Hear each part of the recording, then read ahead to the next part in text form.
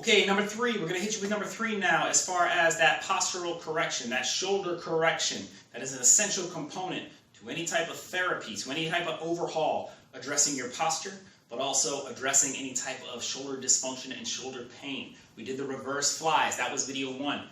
After that, we did the rows. That's video 2. Again, you can use dumbbells for this. You can use bands for this, whatever you have. You know, if you're going slow enough, and depending on your strength, you can use an object you find in the house and just go through it. The key is, we're not rowing like this, because this isn't a machine, and we're not flying like this. We need to incorporate some gravity into the equation, which means you either want to be at an incline, with a bench if you have one right here, or straight down parallel to the ground, where we can do fly, and I'm pinching, I'm squeezing, and I feel that in the rhomboids in between my shoulder blades, where I'm rowing, and I'm pinching, and I'm squeezing. I'm squeezing in the rhomboids again, I'm squeezing in the infraspinatus, the teres major, the teres minor, and also the lat right here. So number 3 on the list is going to be the antagonistic muscle to the subscapularis. Subscapularis we talked about in video 1. It's underneath your scapula, subscap, but it's on the front side. When we release this, a lot of the times we have to dig in someone's armpit. It's always a good one, especially when you get someone who's big in here and strong in here, but they're ticklish. You dig in on that one, they start laughing while releasing the subscap. Again, that's only half the equation. In addition to lengthening, releasing that subscap, which is this, which is this, which is this. As you can imagine, that becomes overcontracted. In addition to releasing that, we want to strengthen that antagonistic muscle. The other side to this is, as we strengthen these muscles, not only does it strengthen that muscle and pull you back into more favorable posture, not only does it help to counter the imbalance that's been created from doing everything in front and everything in flexion and internal rotation. Not only does it counter that, there's a phenomenon called reciprocal inhibition, which we've talked about in the past. What that means is, by contracting or working on one muscle, you're inhibiting or relaxing the opposite muscle, if you will, the antagonistic muscle, if you will. So an easy example of this is bicep, tricep. If I'm contracting my bicep and bringing it up, it's relaxing the tri.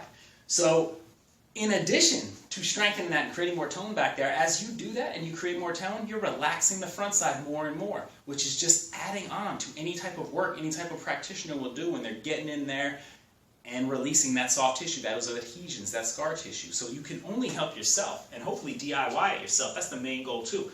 So, subscap. Countering the internal rotation will be external rotation. Now there's 2 positions you want to do this one in because each one spotlights a different external rotator. Infraspinatus or the teres minor. We want to spotlight both of those right there. So this is how we do it. Again, we don't want to do this straight up. You can to a certain extent if that's all you have, but we prefer incline bench or straight down. So if I was on an incline bench, I'm being protected right here. I'm stabilized, my arms out to the side. Bring it down to neutral, and I'm externally rotating. You'll see you can't go too far with that, but I'm externally rotating. Externally rotating, 5 seconds up, 5 seconds down. From the back, what does that look like?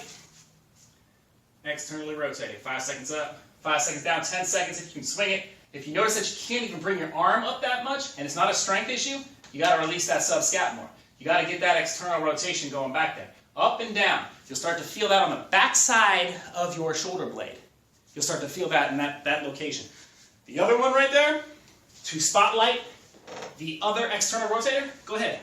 Just go ahead, get on the side, sit in this position. This way we're going right against gravity. We're perpendicular to the ground, so therefore we got to move through the whole thing. Arm at the side, elbow just off that iliac crest of your pelvis, where people say is the hip.